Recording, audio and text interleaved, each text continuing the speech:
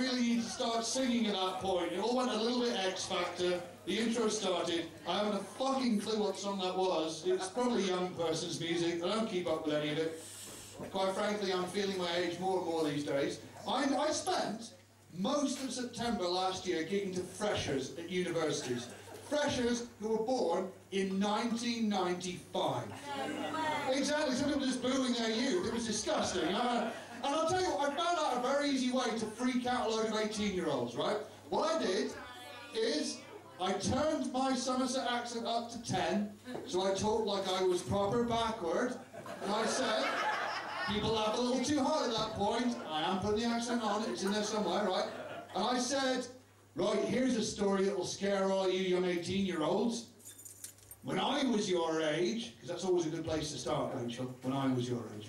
When I was your age, if there was something on TV that I wanted to watch, and I wasn't there to watch it, I missed it! Bedlam! How the fuck could you live like that? Jesus! It's terrifying. I'm still baffled by much modern technology. I'm still not convinced that iPads aren't etch-a-sketches for wankers, you know? I'm really... And that splits the room neatly. There's a few people clapping who clearly can't afford iPads, right? I know. There's like, but ladies and gentlemen, welcome back to this, the second part of the show. Can I get a hurrah? Now, from the wings, as I generously call that corner of the room, by the pool table, I know, right? I looked out, and I couldn't help noticing the empty chair. But, that's right, but I see that Maria has been adopted, ladies and gentlemen. This is turning into like, I know Phil talked about Blue Peter, this is like a bring and buy appeal but with mates, isn't it? I don't know whether there's an exchange rate, whether we have to balance, send someone to a different table, I don't know the stories. It's cool, there's quite a lot of people here. Is this an occasion? Is there something happening? No, it's lovely. Let's get pissed. Lovely people, excellent stuff. Are they lovely, Maria? Yeah. Excellent. Blink if they're a problem. Lovely people. And it's great, and it's a mixed group as well, because something I often get asked, ladies and gentlemen, this is something I get, mixed group in terms of gender, guys and girls. Swingers, fair play. Woo. Fair play, it's alright, you're sort of thinking each other, back off fella, you know. It's too soon. Quite frankly, you're punching well over your weight, so don't stray, fucker, right? You're doing real, you know it as well. It's a great feeling when you go, yeah, that, me, fucking yes. Sometimes I went out, once upon a time I had a girlfriend, I know, Ginger, girlfriend, fuck off, right? It does happen.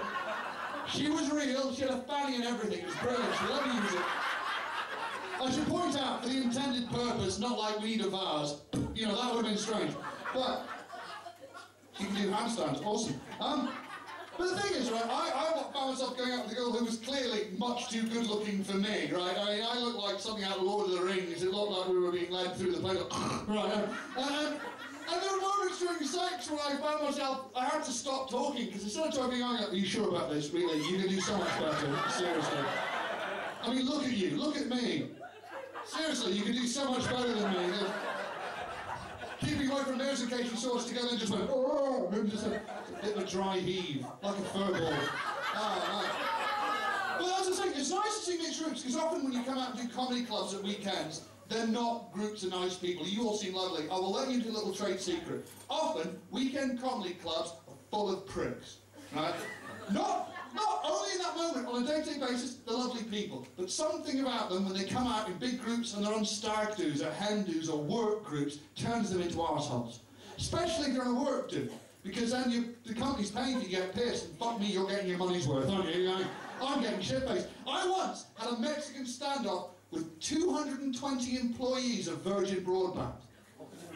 Guess controversial, strap in fella, this is for you, right? And I faced them down on behalf of you and every other disgruntled customer, because they were saying, you know, this is about us, this is our night, they dominated the room, and I had enough. I said, right, you dickheads work for Virgin Broadband. They were pissed, they were proud, they should have been ashamed, but they went, yeah! None of them were there for comedy. They were there to get drunk and finger Janice from accounting. That was what they wanted to do. Oh, you know her. Fair play, sir. Right. That was what they wanted. And they were making it all about them. They were pulling focus on the stage. So I looked at them and said, right, here's a joke just for employees of Virgin Broadband. A man walks into a pub. He says to the barman, I'd like a pint of beer, please. The barman says, certainly. That will be for... Because I'm one of those cunts know what it's like when something they paid for slows down and stops with no warning whatsoever. Simple as that. It's not all comedy, some of it's consumer awareness, Rachel. I'm fighting the good fight. Fighting the good fight. The thing about seeing certain mixed groups is often when people ask me as a comedian, they say, are you not scared of groups of lads? Groups of lads. You're not scared of big blokes, men, grr, beer, boobs, grr, men. No. Groups of men don't scare me at all. And I shall tell you for why. Because that's one reason, madam. Thank you very much. This isn't a fucking auction. I got away with that. Someone said, Ginger Gargoyle, I will kill you and wear your skin home, sir. It's... Someone's going, oh, I'm up for that. I'm proper bi-curious now. Right, fair play. Here's the thing, right? Groups of lads, what you do is you pick alpha lad and you go, say his name's Dave, you go, Dave, you're a prick. His mates do not... It's coincidence, Dave. I'm sure you'll love it. All right. Let it be. You look like a nice guy. You've got a friendly silhouette. Sorry? Don't call you Dave. Dave. You're very much like the channel, Dave. You're repeating shit long after it's funny. Just settle down. I got this. Fucking hell, right. Anyway, so groups of lads, you call them a name and the rest of them go, oh, that's Dave, he's a prick. Call me prick again. Prick, prick, prick. It's his birthday. Ruin his night. Prick, prick, prick. Groups of women terrify me. Because, as here, there seems to be a gender divide on this table. One half is ladies, more or less. Dave, you're kind of crossing the boundaries. That's fine. You make yourself comfortable. Thing is, if I take the piss out of one of a group of ladies at all, the rest of them circle me like velociraptors and tear me to pieces. I'd wake up the next morning with a high heel wedged in my sinus. I'd be fucked, right? But I have a theory about groups of women out in the piss. Now, see if this applies to you. If you're out with your female friends, if you have female friends, or you just want to join in, right? See if this applies to you. In a friends out socially, every one of you will have a job.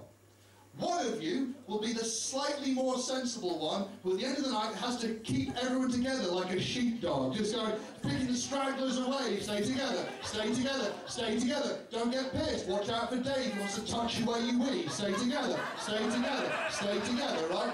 Loading them in the cab like the Americans leaving Vietnam at the end. Right, we're in, clear, shut the door. Right. There'll be one of you, who at 1 in the morning will get pissed, shout, I can still do the splits, and then hurt herself. Oh yeah, everyone, go behind the button. Is that your trick, madam?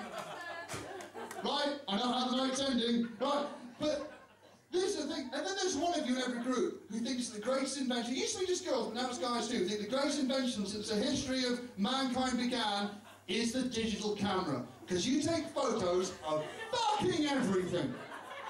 Over the course of the night. See what I mean, right? I guarantee that tonight, madam, you will have taken 13 photos between the front door of the taxi in case you forget that precious moment, right? And I miss, without wanting to date myself too badly, I miss the time that cameras took film.